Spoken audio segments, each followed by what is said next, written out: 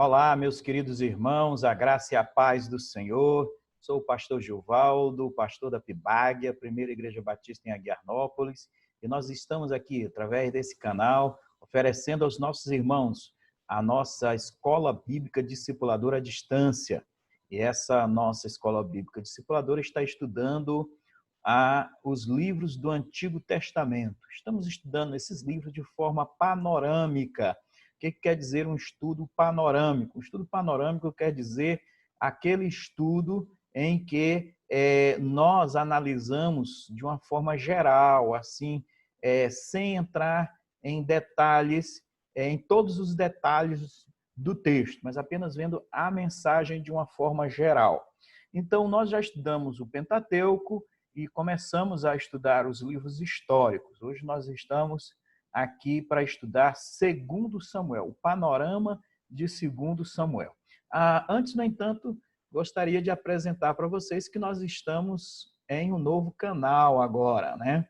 Que é esse canal Eu Amo PIBAG Oficial, que está agora unificado, o Facebook, Instagram e YouTube com o mesmo nome, Eu Amo PIBAG Oficial, e nós vamos deixar esse canal exclusivo para os nossos posts da igreja. Nós estávamos utilizando o meu canal pessoal, mas agora nós vamos colocar tudo nesse canal Eu Amo PIBAG Oficial. Por enquanto só temos 2 vídeos lá, mas vamos devagarinho colocando todos os nossos vídeos que já produzimos esse ano dentro desse canal aqui, Eu Amo PIBAG Oficial. Então vá lá no YouTube, se inscreva e clique no sininho para quando a gente produzir um novo vídeo, você ser avisado dessa nova produção, para você não perder nenhum dos nossos vídeos. Então hoje nós vamos estudar panorama do Antigo Testamento, livro de 2 Samuel. Vamos orar então, pedir a Deus que nos abençoe, porque é assim que a gente tem o hábito de sempre estudar a Bíblia a partir da oração. Meu Deus e meu Pai, te louvo, ó Deus, pela existência da Palavra de Deus, te louvo, ó Deus, por ter a oportunidade de estudá-la e peço, ó Deus, que pelo teu Espírito Santo o Senhor nos ilumine para que possamos falar e ouvir de acordo com a tua vontade, a tua revelação. Complementa pelo Espírito Santo as coisas que o Senhor deseja que a gente faça e as lições que o Senhor deseja que a gente aplique às nossas vidas. Obrigado por tudo e nos direcione através desse estudo e a nossa oração no nome de Jesus. Amém e amém. Muito bem, meu querido e meu amado, 2 Samuel. Como a gente já tem aqui sempre destacado, nós estamos agradecidos pelos irmãos que contribuem com seu dízimo, sua oferta. Temos disponibilizado sempre aí essas 2 contas na Caixa e no Banco do Brasil para aqueles que desejam ainda colaborar. Muito obrigado e continue sendo fiel àquele Deus que é fiel contigo o tempo todo. Deus abençoe a vida dos nossos colaboradores. Nós estamos estudando, então, 2 Samuel. Vimos na nossa lição anterior que 1º e 2 Samuel formavam um só livro na Bíblia hebraica. Foi na tradução para o grego, chamada Septuaginta, que se dividiu o livro em 2 partes. Primeiro, o livro de Samuel, que narra o estabelecimento da monarquia em Israel e o reinado de Saul e o começo do reinado de Davi, né? Além da própria história do juiz, sacerdote e profeta Samuel. Né? Depois nós vimos, vamos ver agora o 2º livro de Samuel, e esses 2 livros se atribuem aí a várias fontes. Né? Em 1 Crônicas 29 diz que Samuel, Natã e Gade fizeram um registro dos reis de Israel. Né? Então, esses registros, eles, se não são o livro de 1º e 2 Samuel, 1º Reis e 2º Reis, eles foram as fontes que quem compilou e quem organizou esses livros de 1 Samuel, 2 Samuel, 1º Reis e 2º Reis, utilizou, né, para organizar esses esses livros, né?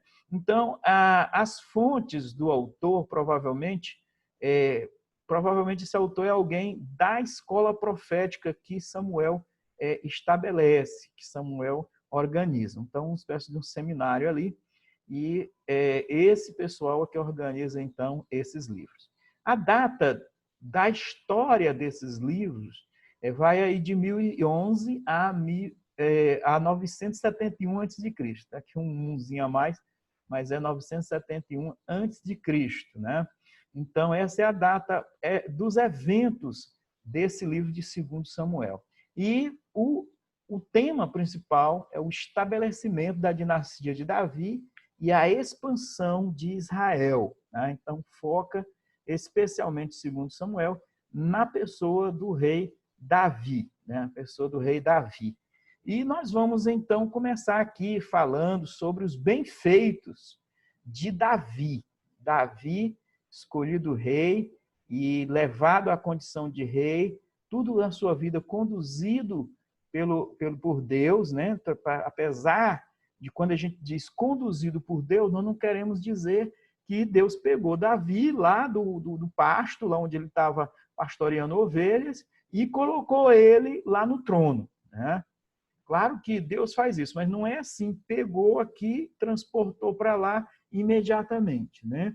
Há uma trajetória, tá? Uma trajetória. Isso é muito importante, porque às vezes os crentes mais imaturos, mais novos, e às vezes até alguns não tão novos assim, mas tendem a achar que as coisas de Deus são assim um toque de mágica, né? É como se Deus fosse a fada madrinha. E Deus não é fada madrinha, Deus é Deus. E Ele dirige as nossas vidas, levando-as ao seu destino, à sua vontade, mas Ele segue as trajetórias da vida, né? Ele não corta, não edita a nossa vida para ficar só os momentos bons, né? Então, foi luta, muitas lutas. E Davi é conhecido de seus maiores feitos, são as vitórias na batalha. Davi, os bem-feitos de Davi, nós podemos arrolar primeiro que ele era um vitorioso nas batalhas, um vitorioso aí nas lutas, né? Então, Davi, lá em 2 Samuel 8, nos alista que ele é um vencedor, né?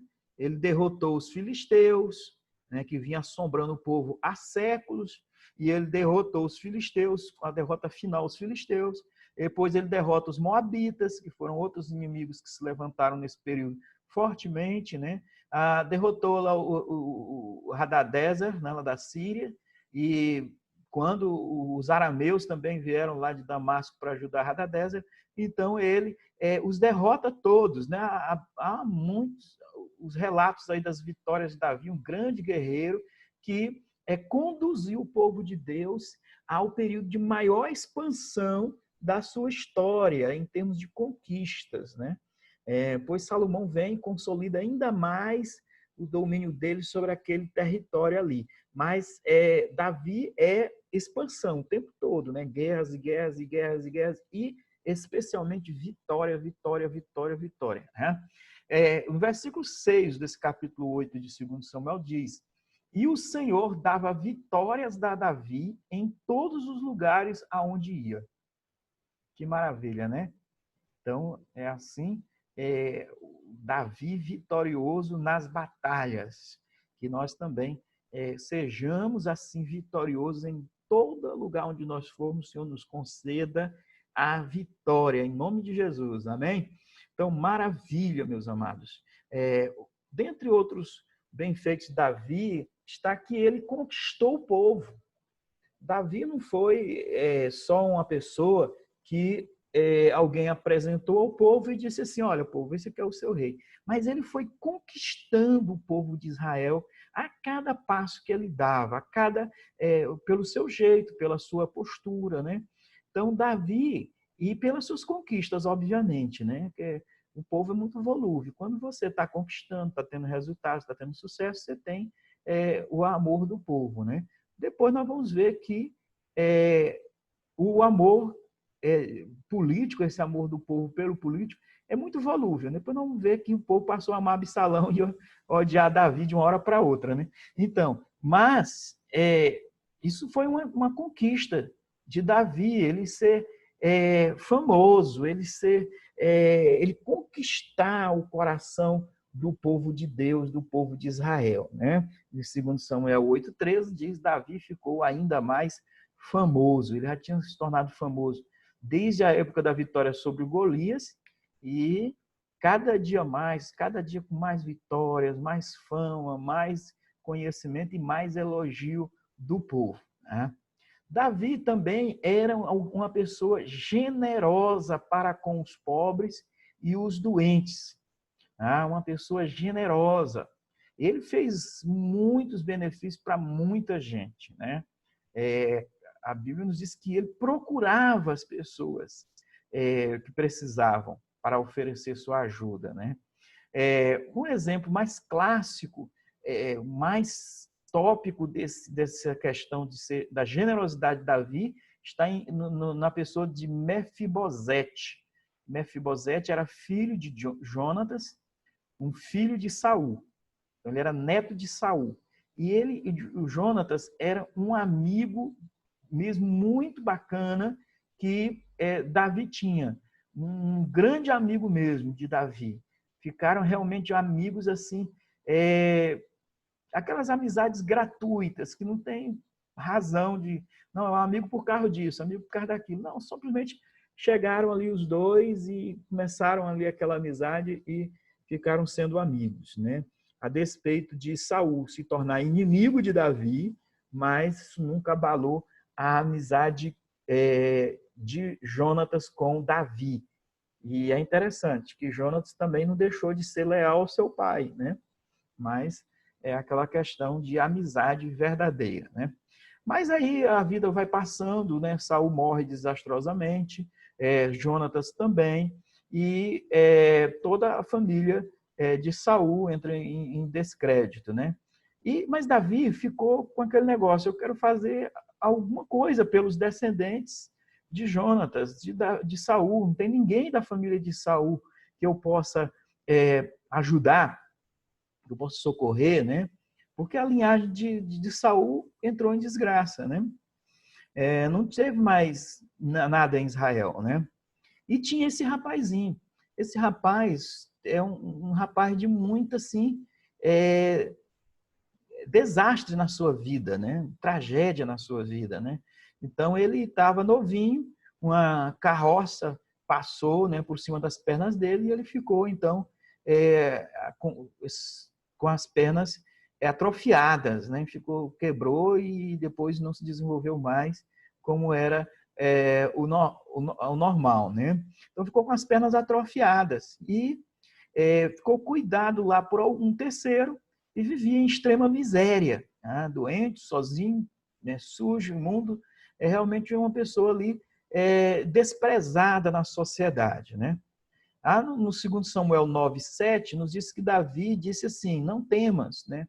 Porque de certo usarei contigo de benevolência por amor de Jonatas, seu pai, e te restituirei todas as terras de Saul, teu pai, e tu sempre comerás pão à minha mesa, né? Davi pega esse rapaz, traz ele para a sua casa, cuida dele como se fosse um dos seus filhos, e ele passa então a fazer parte ali da corte. E ele agora tem terras, tem nome, tem bens, né? Então, Davi foi muito generoso com relação aos pobres e doentes. Não é só o caso de Mefibosete, mas vários e vários casos de Davi sendo generoso e complacente com os pobres e os doentes, né? Isso é maravilhoso. A Bíblia nos fala sobre a questão da gente ser generoso. É claro que, às vezes, as pessoas pensam que ser generoso empobrece, né? Já vi muita gente dizendo assim: não, mas eu tenho tão pouco, né?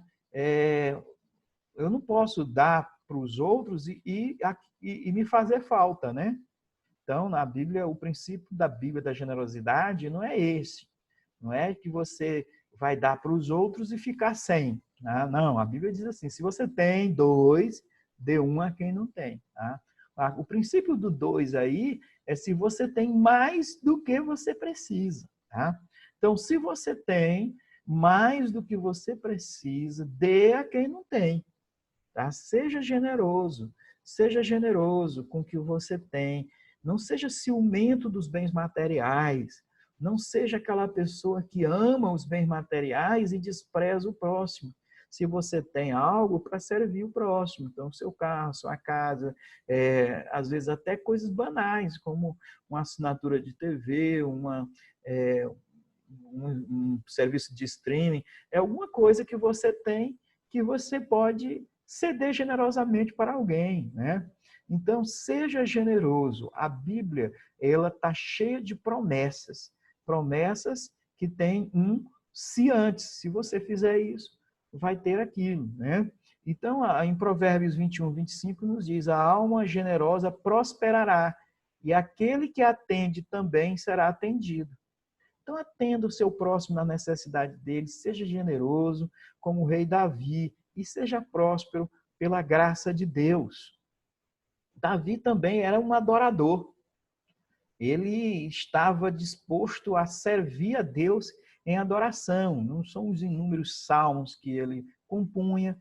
Ele instituiu a adoração no templo, no tabernáculo do Senhor, mas é uma das coisas que mais expressa o seu espírito adorador, é a ocasião em que levou a arca para Jerusalém, e ele vai adiante da arca dançando de forma até meio extravagante, né? Que foi aí servindo para alguns de zombaria, mas ele não se importava com isso, ele estava alegre, e na sua alegria ele bailava e saltava diante do Senhor, isso de forma realmente a expressar a sua alegria. Então não tenha medo, meu querido, meu amado, de expressar a sua alegria, porque isso agrada ao Senhor, isso é agradável ao Senhor. Né? Muita gente que está assim muito às vezes escandalizado com essas expressões extravagantes de adoração, mas não se escandalize não, abra o seu coração, não ache que isso é só coisas mundanas e coisas carnais, mas é também fruto do Espírito Santo a alegria. E quando a gente está alegre, pode saltar, pode dançar, pode louvar a Deus com todo o seu corpo também, né? Todo o seu corpo. É claro que a gente deve estar cuidadoso a respeito disso, né? Para não dar lugar à carnalidade, à sensualidade, e não fazer porque é divertido, mas estar adorando a Deus por causa da alegria e da gratidão no seu coração. Tá? Agora, a Bíblia é tão interessante que a Bíblia ela não esconde os malfeitos. A Bíblia fala dos bem-feitos, mas fala também dos mal-feitos. Isso é uma das coisas que, a meu ver, confere mais autoridade à Bíblia, porque se ela tivesse sido escrita para enganar as pessoas, alguém, obviamente, iria omitir os malfeitos das pessoas. Mas na medida em que ela não é um produto da inteligência humana e nem do esforço humano para convencer religiosamente as pessoas, é uma revelação divina, uma inspiração divina, a Bíblia também relata os malfeitos dos homens de Deus. Abraão mentiu, Davi adulterou, assassinou. Então, tudo isso está nas Escrituras, está revelado na palavra de Deus. Então, não venhamos a achar que a Bíblia vai esconder os erros de qualquer pessoa que seja, né? A Bíblia revela, mostra, e isso tudo é também para nós aprendermos e nos edificarmos, não para nos dar também licença. Olha, Davi adulterou, Davi assassinou, né? eu também posso. Não é assim. É para a gente observar os erros deles, os pecados dessas pessoas e evitarmos essas coisas. Aliás, é muito interessante a gente fazer essa distinção entre pecado e erro, né? Tem muitas coisas que são pecado. Deus estabeleceu que isso não pode, que isso não pode, que isso não pode, né? Então, quando a gente desobedece a Deus, a gente está pecando. Agora, tem muitas outras coisas que são apenas erros, que não é que estão, no caso, ofendendo um princípio de Deus, mas eles vão estar atrapalhando as nossas vidas, né? A gente planta, a gente colhe. Então, se eu erro na hora de plantar, eu vou colher uma eu vou colher uma colheita desagradável, né? Então, nós vamos ver, por exemplo, Davi adulterou e assassinou, ele pecou, porque isso está proibido nos códigos divinos.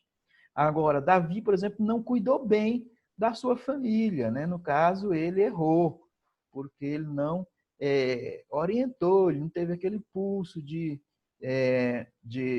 pai, de comandar sua família, né? Então, vai ter muitas consequências de seus erros, né? De seus erros. Então, meus queridos e meus amados, Davi adulterou naquela questão de Batseba, mulher de Urias. Então, ele teve uma relação sexual ilícita com ela, isso é pecado, isso ofende ao Senhor.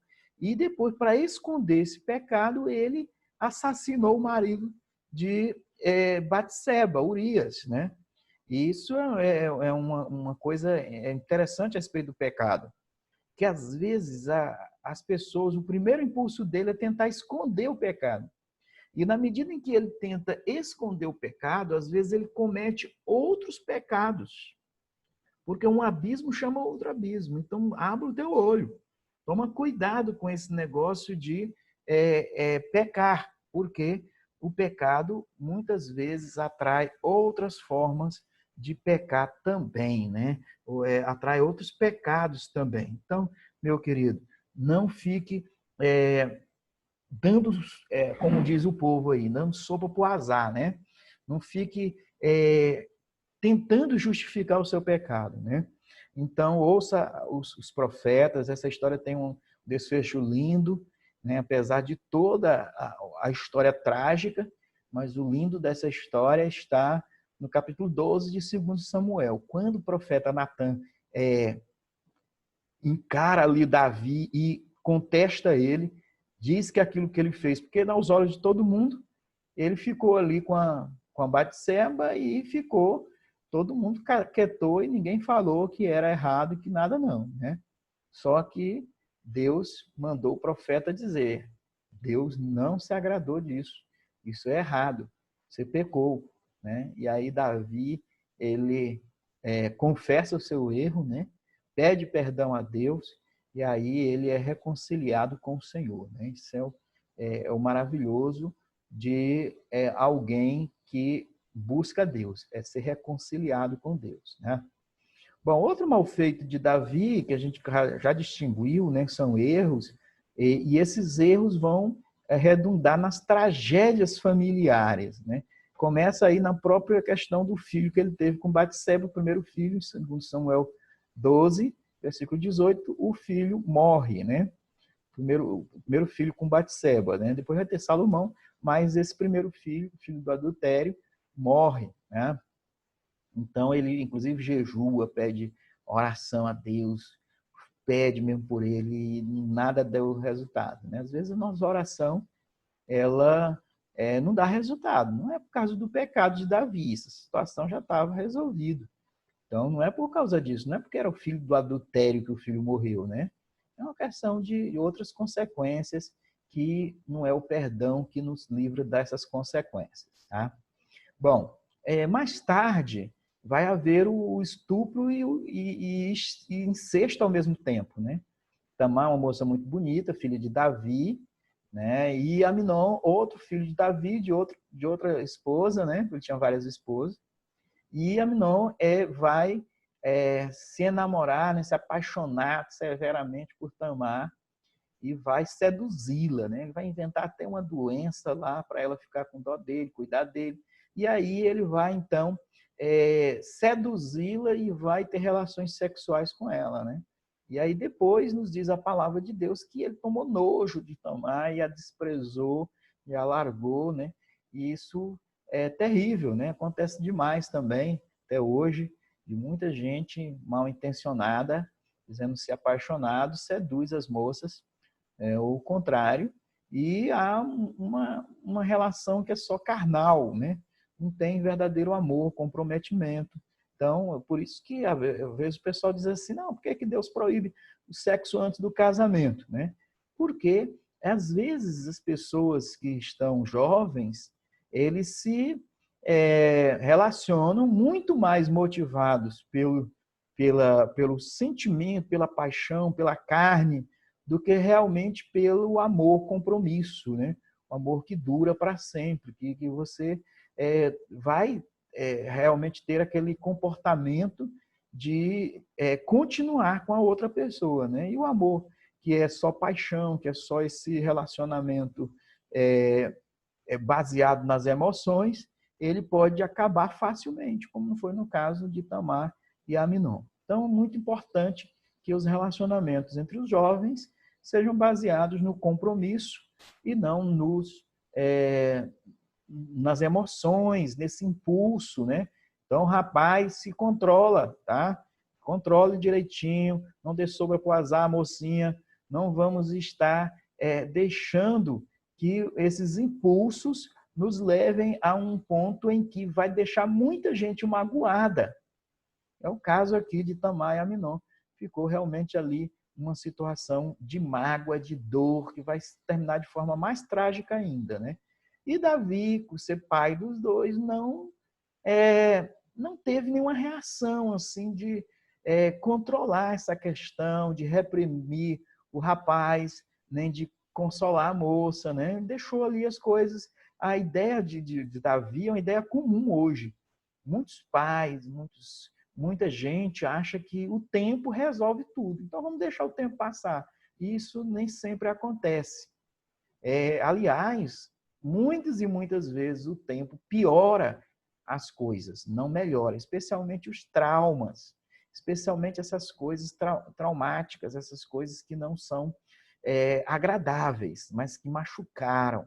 Então, cuidado com esse negócio de deixar o tempo resolver. Uma boa conversa, medidas de punição. Erros não podem ficar sem punição, porque senão acaba prejudicando aí a algumas pessoas e deixando marcas desagradáveis na vida dos outros, né?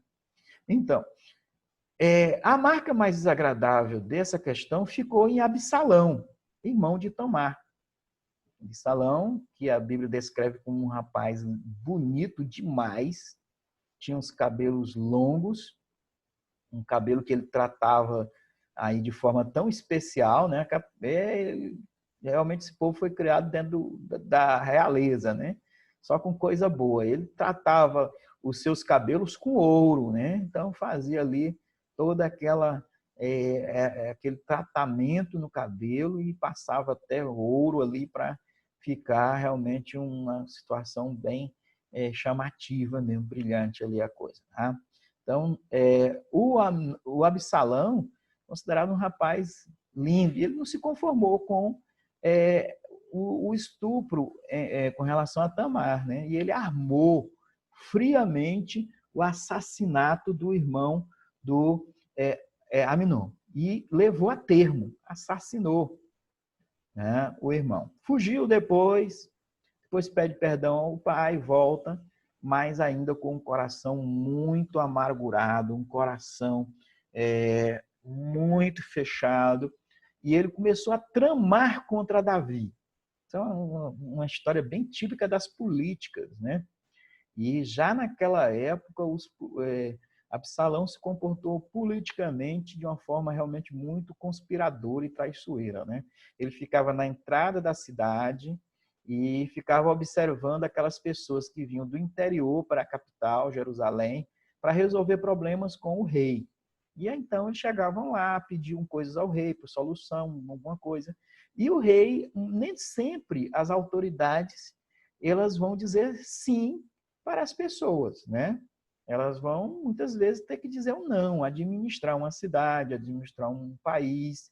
Muitas e muitas vezes é desagradar, é dizer não, porque a administração pública, quem já mexeu com isso sabe, que é um cobertor curto.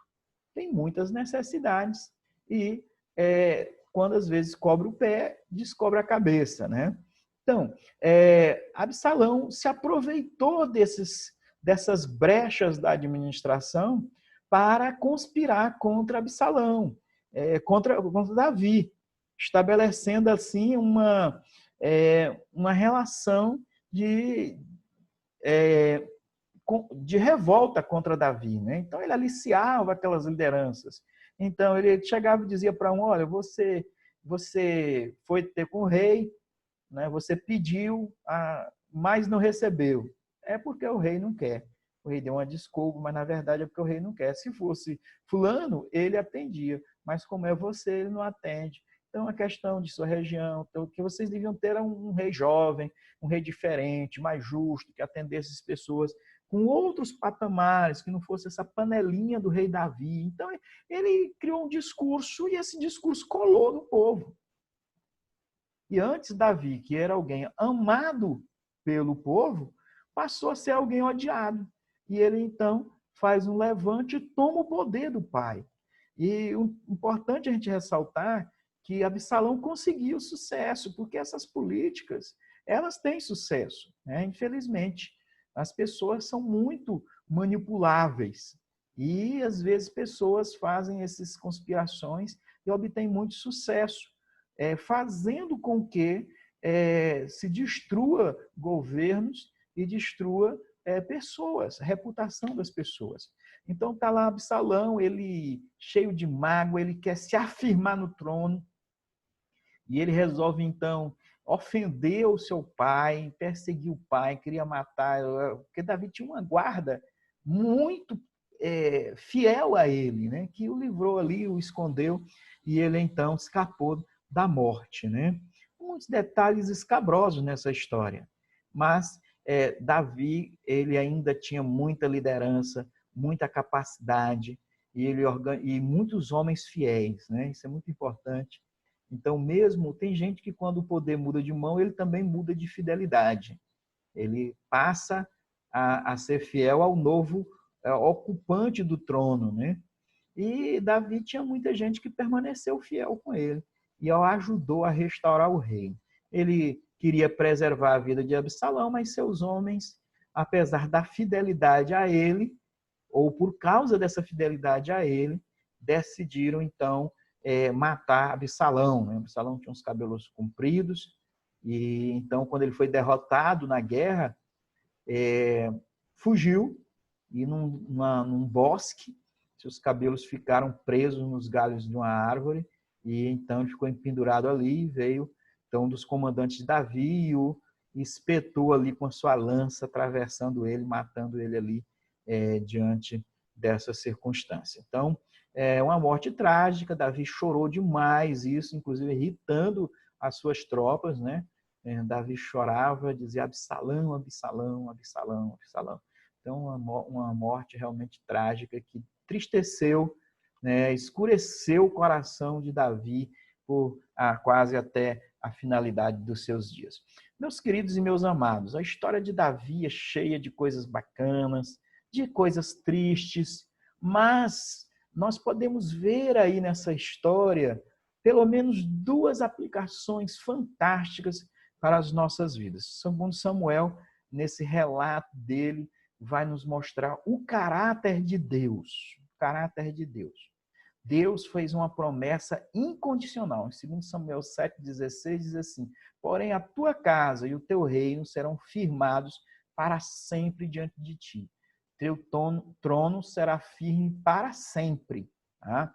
Então, é uma promessa de Deus a Davi. Davi vai ter sempre um rei ocupando o trono sobre Israel, né?